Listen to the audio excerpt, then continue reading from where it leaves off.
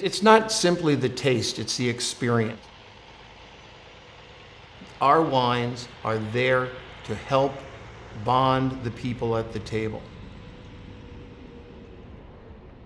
I mean, you see people, as they pick up a glass of wine, they swirl it, they smell it, they take a little sip of it, they roll it over their tongue. That's only a minor piece of the whole interactions that we have with each other. I want them to experience what I experience, and one of the things that I often say is the first glass of wine, you are a guest. The second glass of wine, you are family. I'll pour you the first glass, but after that, you're on your own.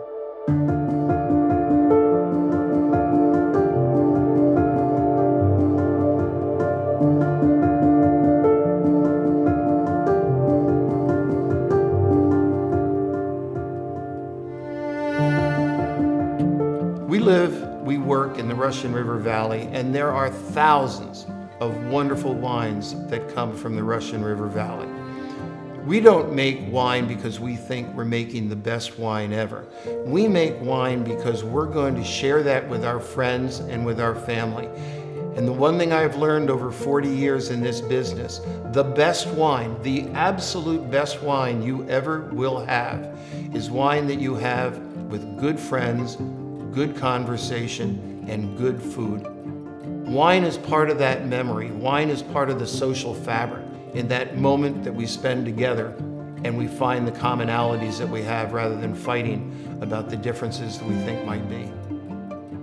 Long time ago, in the mid-70s, my brother was an undergraduate at Cal and I was a grad student living on Taft Avenue. My brother finally graduated in geography and moved up to Sonoma County and worked in a winery, Souverain. He lived at our family home on the Russian River, and he started to make wine as a hobby, called it moorings. John, my brother, moved back to Berkeley, went to work for Wine and the People, which was his quintessential Berkeley business in the 70s. They sold grapes and winemaking equipment to home winemakers.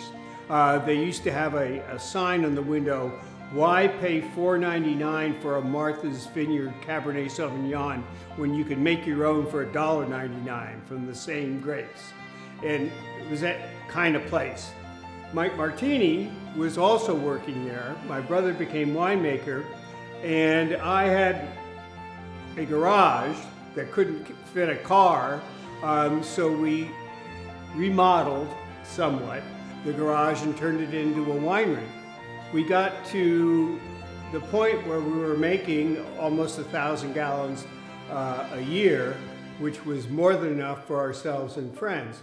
Anyway, one thing led to another, won a medal, got some friends together, and the winery started. April Fool's Day, 1982.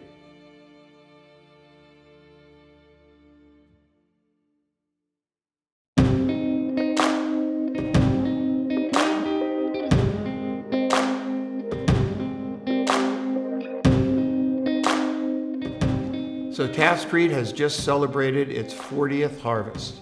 First one was in 1982. We just finished the harvest of 2021. And this is an interesting time for Taft Street. And I say that because when you look back over 40 years, you try to assess, was it worth it? We started in the garage in the late 70s around family. Today, 40 years later, we're still the same family. My son has joined the company and is working now to take over and go and bring it into the next years. But the other issue is friends. The friends that we have made over 40 years, the people that we've gotten a chance to work with, the winemakers, the growers, the distributors, the restaurateurs.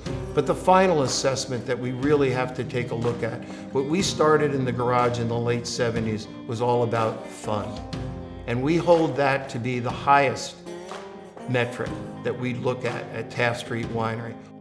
Are we having fun? And I will tell you, I've had the most incredible ride for 40 years, but I'm still having fun, and I'm looking forward to the 40 more.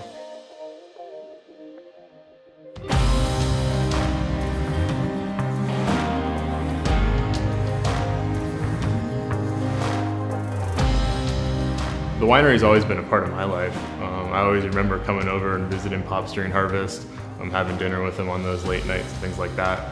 As I got older, he had me on the bottling line as a kid, which an attention span of a teenager is a good way to motivate to go to college. I was pretty bored. Swore to him I would never be a part of the wine industry because of it. And here I am now, 10 years later, working with him. So that tune's changed pretty quickly. You know, I remember a lot of dinner parties with family and friends. Taft Street was always on the table. I think it was never really about the wine. It was always really about who was around the table. That was kind of the fun memories. And I think that's the genesis of the winery. It's been a lot of fun hearing the stories of when my dad was starting out with Mike Tierney, what they were making and brewing and fermenting. And it was all to celebrate the people that were around the dinner table and bringing the families together. You know, one of the things that I've learned, I think, from my father and Mike Tierney is we've got a really broad sense of family, and we want to take care of our family. I'm just so thankful to be working at Taft Street, just a small family winery.